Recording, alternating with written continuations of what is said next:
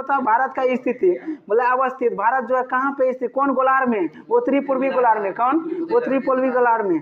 चलो ठीक है, बोले भारत जो है क्षेत्रफल की दृष्टि से भारत का विश्व में 7वां स्थान, भारत यानी कि 7वां, क्षेत्रफल की दृष्टि से 7वां। अब जो जनसंख्या की दृष्टि से पहला हो गया, जनसंख्या की दृष्टि से पहला, 2011 जनगणना के अनुसार से दूसरा था, अभी पहला हुआ जनसंख्या की दृष्टि से। ठीक, अब बताओ कि उत्तर से जो है, उत्तर से दक्षिण की ओर की लंबाई कितना है, तो 32 से 14 किलोमीटर। उत्तर से दक्षिण 32 से 14, 32 से 14। उसका बाद बोला है कि पश्चिम से पूरब, पश्चिम से पूरब कितना है, 29 से 33, 29 से 33, 29 से 33। बोला उत्तर से दक्षिण कितना है, उत्तर से दक्षिण 32 से 14, 32 से 14, और पश्चिम से पूरब 29 से 33, 29 से 33। बोला है कि भारत और पाकिस्तान का बीच सीमा कितना लगता है, कितना किलोमीटर, 33 से 23 किलोमीटर, 33 से 23, 33 से 23। उसका बाद देखो सीरियली जाना है, पाकिस्तान का 33 से 23। उसका बाद आपका अफगानिस्तान का कितना, 106 किलोमीटर, 106 किलोमीटर। सबसे कम कौन साझा करता है, अफगानिस्तान, कितना, 106 किलोमीटर। उसका बाद बोल रहा है कि भारत और चीन के बीच 34 से 88 किलोमीटर, 34 से 88 किलोमीटर। पहला में पाकिस्तान कितना, 33 से 27 किलोमीटर पाकिस्तान भारत से। उसका बाद अफगानिस्तान 106। उसका बाद चीन कितना बताओ, चीन कितना, 34 से 88 किलोमीटर, 34 से 88 किलोमीटर। उसका बाद बोल रहा है कि नेपाल, भारत और नेपाल के बीच जो है 17 से 51 किलोमीटर। नेपाल कितना है, 17 से 51 किलोमीटर। उसका भारत और भूटान के बीच सीमा कितना साझा करता है, 6 से 99, 6 से 99। भारत भूटान 6 से 99, और नेपाल से 17 से 51, 17 से 51। चीन से 34 से 88, 34 से 88। अफगानिस्तान से 106, अफगानिस्तान से 106। सीमा साझा जो करता है कितना दूर तक। ठीक, उसका बाद बोला कि भारत पाकिस्तान का आवाज कितना, 33 से 23, 33 से 23। अफगानिस्तान से 106। उसका बाद हम लोग देखते हैं म्यांमार का, म्यांमार का 16 से 43, 16 से 43, 16 से 43। बांग्लादेश के बीच जो है सबसे ज़्यादा, बांग्लादेश के बीच सबसे ज़्यादा, बांग्लादेश के बीच सबसे ज़्यादा कितना, 40-96 किलोमीटर, 40-96 किलोमीटर, 40-96। बांग्लादेश से भी सबसे ज़्यादा, देखो याद करना है। ठीक, पाकिस्तान से 33-23, पाकिस्तान से 33-23। उसका बाद अफगानिस्तान 106, अफगानिस्तान 106। उसका बाद चीन 34-88, 34-88, 34 से 88 किलोमीटर। उसका बाद नेपाल 17 से 51 किलोमीटर, 17 से 51 किलोमीटर। उसका बाद बोल रहा है कि भूटान 699, 699। उसका बाद बोल रहा है कि म्यांमार कितना, 16 से 43, 16 से 43 किलोमीटर। सबसे ज़्यादा बांग्लादेश 40-96, 40-96 सबसे ज़्यादा बांग्लादेश, और सबसे कम अफगानिस्तान 106 किलोमीटर। बोला उत्तर से दक्षिण कितना था, तो 32 से 14, और पूरब से पश्चिम 29 से 33। ठीक, और भारत कौन स्थिति कहाँ पे है, तो उत्तरी पूर्वी गोलार्ध में, उत्तरी पूर्वी गोलार्ध। और जनसंख्या की दृष्टि से जनसंख्या की दृष्टि से पहला हो गया, और क्षेत्रफल की दृष्टि से 7वां। पहला में क्षेत्रफल में रूस, उसका बाद कनाडा, उसका बाद कनाडा। पहला क्षेत्रफल की दृष्टि में पहला रूस, उसका बाद कनाडा। 7वां स्थान पे भारत, और जनसंख्या की दृष्टि से पहला कौन हुआ, भारत हो गया, उसका बाद चीन हो गया। ठीक, उसका बाद बोल रहा है कि क्षेत्रफल की दृष्टि से जो है विश्व का कुल क्षेत्रफल भारत में कितना है, 2.4। बोला विश्व में जो है भारत में कितना क्षेत्रफल है, 2.4%, 2.4% है। ठीक, बोला है कि देशांतर बोलना। ठीक, बोला भारत का अक्षांश से विस्तार कितना देशांतर है, तो बोला है कि 8 डिग्री 4 मिनट उत्तरी अक्षांश, उत्तरी अक्षांश। उसका बाद बोला है कि 37 डिग्री 6 मिनट उत्तरी अक्षांश। देशांतर क्या है, देशांतर रेखा को क्या निर्धारित करता है, समय और अवधि।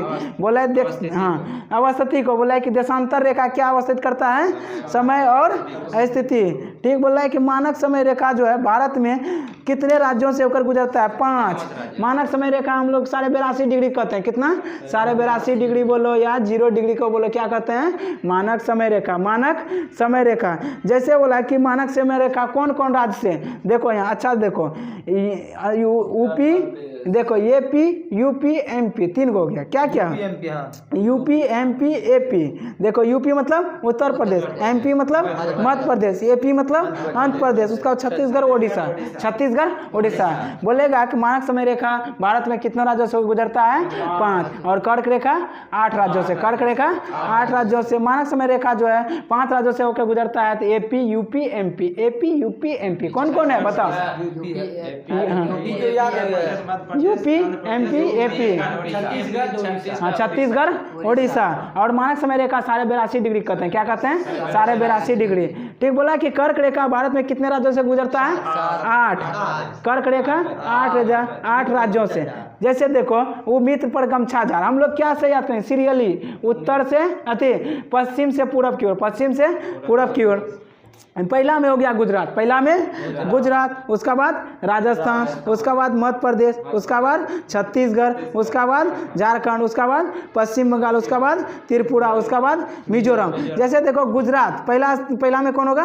गुजरात। याद करो इधर से पश्चिम से गुजरात, राजस्थान, मध्य प्रदेश, छत्तीसगढ़, झारखंड, पश्चिम बंगाल, त्रिपुरा, मिजोरम। ठीक, भारत को बीचों बीच जो काटने वाली कौन सा रेखा है? तो कर्क रेखा, कर्क रेखा बीचों बीच। ठीक, उसका बाद बता कि भारत को लगभग 2 भागों में बांटने वाली अक्षांश रेखा विभाजित करता है 23.5 डिग्री उत्तरी अक्षांश को ही हम लोग क्या कहते हैं? कर्क रेखा कहते हैं। 23.5 डिग्री उत्तरी अक्षांश को क्या कहते हैं? कर्क रेखा कहते हैं। बोला भारत का सबसे पश्चिम बिंदु को क्या कहते हैं? गौरव माता कहते हैं। कहाँ पे? गौरव माता कहाँ है? गुजरात में। तो कहाँ पे? पश्चिम में। कहाँ पे? पश्चिम में, इधर गुजरात में। कहाँ पे?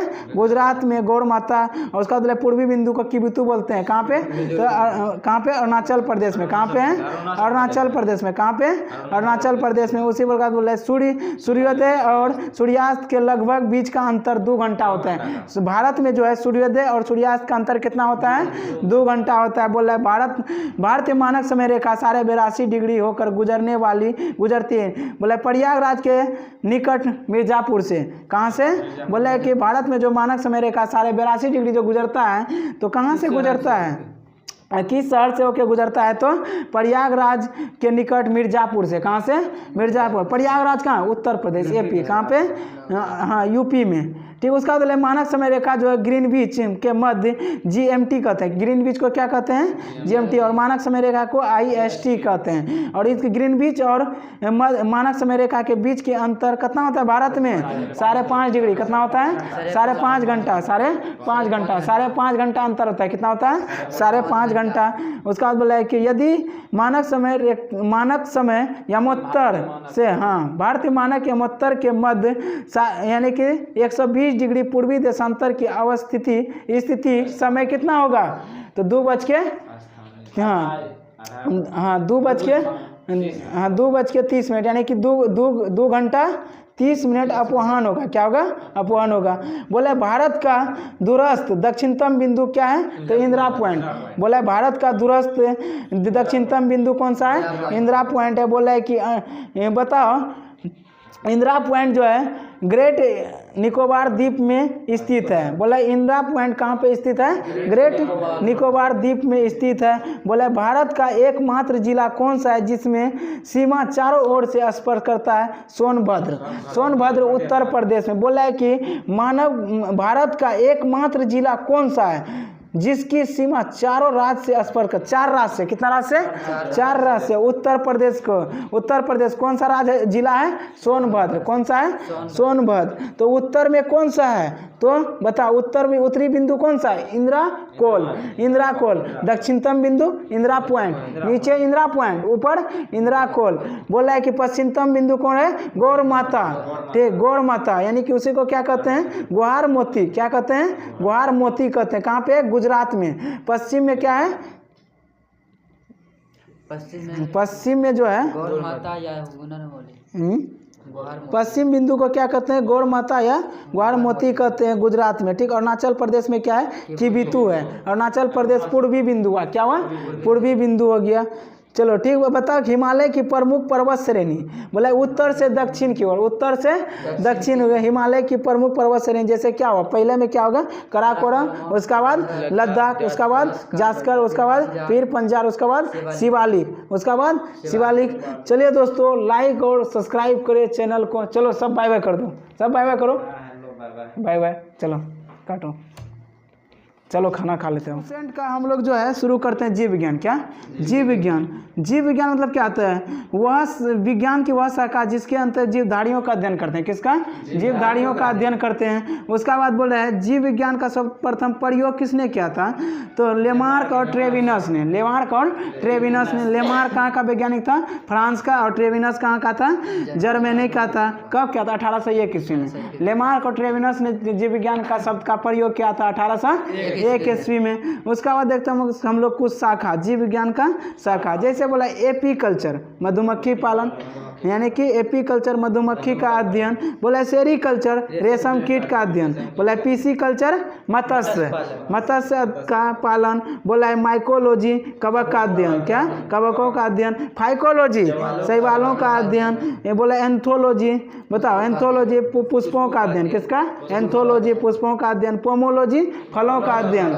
मतलब ऑर्निथोलॉजी, पक्षी, ऑर्निथोलॉजी यानी कि उड़ गया, ऑर्निथोलॉजी कौन क्या होगा, पक्षियों का अध्ययन। इकिथियोलॉजी, मछलियों का अध्ययन। इकिथियोलॉजी, मछलियों का अध्ययन। बोला एंटेमोलॉजी, कीट पतंग का अध्ययन, कीटों का अध्ययन। किसका, कीटों का अध्ययन। ड्रेंटोलॉजी, वृक्ष और झाड़ियों का अध्ययन। ड्रेंटोलॉजी, वृक्ष और झाड़ियों का लॉजी। बोला ओफियोलॉजी, सर्पों का अध्ययन। ओफोलॉजी, ओफियोलॉजी किसका, सांपों का अध्ययन। सोरोलॉजी, छिपकली का अध्ययन, यानी कोई सब लड़की सब देखता है ना, छिपकली देख के डर गया, शोर कर दिया, तो क्या होगा, सोरोलॉजी, किसका, छिपकली का अध्ययन। ठीक, उसका बाद बताओ सिल्वरी कल्चर, तो कास्टिक पेड़ पौधा का अध्ययन। Caustic silvery culture.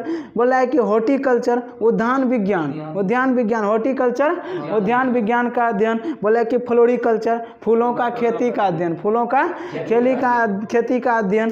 ठीक, अब हम लोग देखते हैं, बोला है कि जीवधारियों का वर्गीकरण, जीवधारियों का वर्गीकरण। अरस्तु ने समस्त जीवधारी को दो जगत में बांटा था। कितना जगत में बांटा था, विभाजित किया था, जंतु समूह और वनस्पति समूह, जंतु समूह और वनस्पति समूह। उसका बाद जो उसका बाद आया लिनियस, कौन आया, लिनियस। लिनियस ने अपनी पुस्तक सिस्टमा नेचर पुस्तक संपूर्ण जीवधारी को दो जगत में बांटा। लिनियस ने आके, लिनियस ने भी आया कब, अपना पुस्तक कौन, सिस्टमा नेचर, कौन, सिस्टमा नेचर।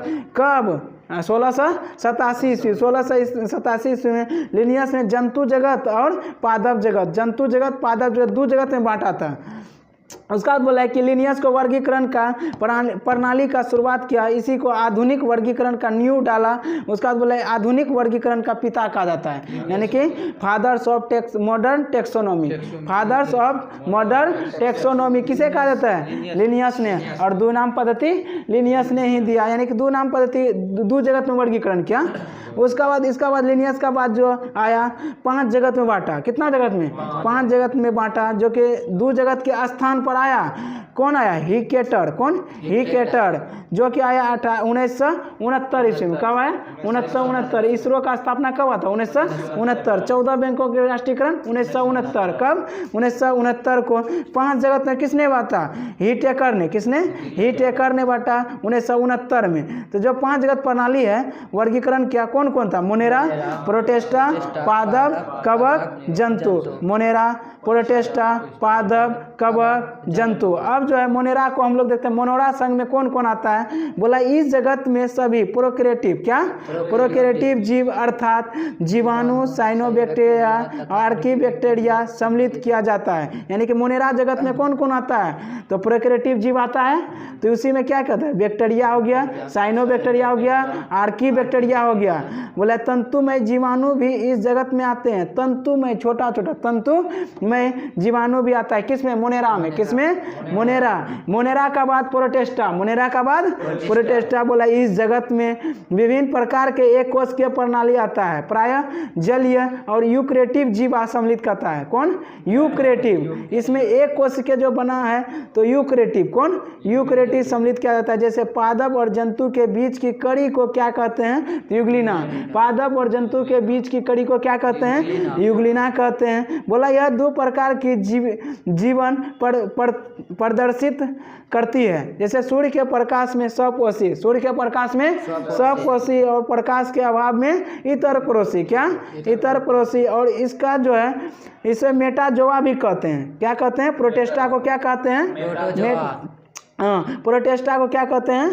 प्रोटोजोआ कहता है। प्रोटेस्टा को प्रोटोजोआ। और उसका पादप और जंतु का बीच को कड़ी क्या कहते हैं? यूग्लिना कहते हैं। मोनेरा में क्या क्या आया था? तो इसमें प्रोकैरियोटिक जीव में जो आया तो जीवाणु आया, साइनोबैक्टीरिया आया, आर्कीबैक्टीरिया और तंतुमय जीवाणु आया। ठीक, तो हाँ, तंतुमय जीवाणु। और प्रोटेस्टा में क्या आया? तो पादप और बीच की कड़ी का यूग्लिना आया। उसका इसे क्या कहते हैं? प्रोटोजोआ कहते हैं। क्या कहते हैं? प्रोटोजोआ। उसके बाद पादप। पादप इस जगत में प्रायः सभी रंगहीन और बहुकोशिकीय प्रकाश संश्लेषण उत्पादिक जीवाणु सम्मिलित है। क्या है? सम्मिलित है। ठीक, उसका मतलब जिसमें कि अवशोषण के द्वारा पोषण होता है। नहीं सॉरी, देखो यहाँ पे बोला बहुकोशिकीय पादप होता है। जैसे इस जगत में क्या क्या आता है? शैवाल, मप्स और उसके बाद पुष्प और अपुष्पीय बीजी पौधा आते हैं। तो शैवाल सब किस में आता है? पादप में। किस में? पादप में। उसका बोले कवक। कवक में जो है इस जगत में यह यूक्रेटिव क्या आता है? यूक्रेटिव और परपोषी जीवधारी सम्मिलित क्या जाता है? क्या कहता है? सम्मिलित क्या जाता है? यूक्रेटिव परपोषी। किस में? कवक में। किस में? कवक में। जैसे बोला है कि जिसमें अवशोषण के द्वारा पोषण होता है। किसमें? कवक में। किसमें? कवक में। यह सभी इतर पड़ोसी होता है। इतर पड़ोसी मतलब क्या? दूसरे पर आश्रित। दूसरे पर आश्रित। ये परजीवी अथवा मृतजीवी होता है। परजीवी और मृतजीवी होता है। कवक क्या होता है?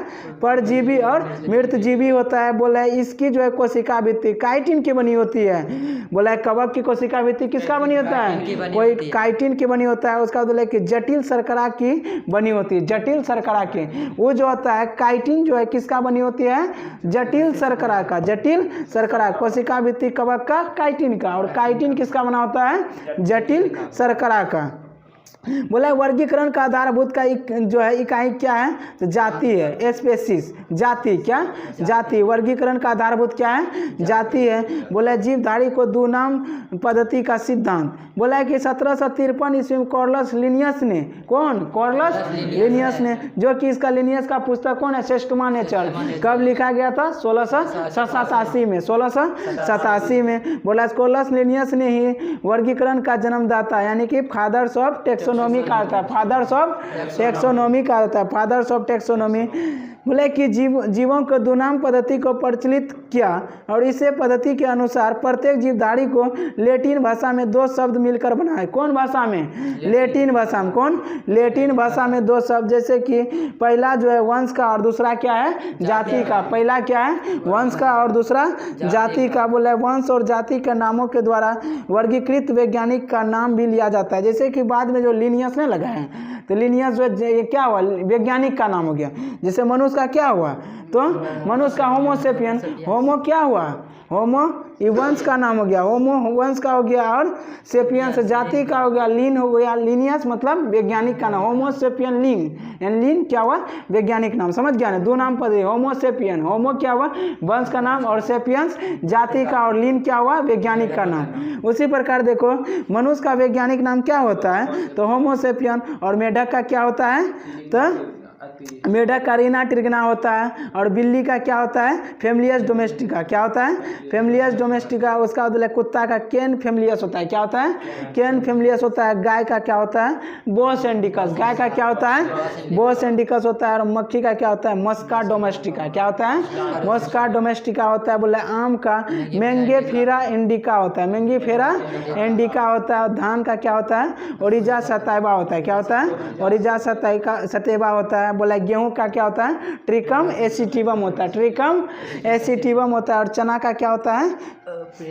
क्राइकम एसिटिवम। क्राइकम एसिटिवम होता है। बोला कि सरसों का क्या होता है? ब्रासिकम कैपेसिटम होता है। क्या होता है? ब्रासिकम कैपेसिटम होता है। चलो ठीक है, एक चैप्टर हो गया। ठीक, वर्गीकरण। ठीक, उसका बाद हम लोग कोशिका विज्ञान जी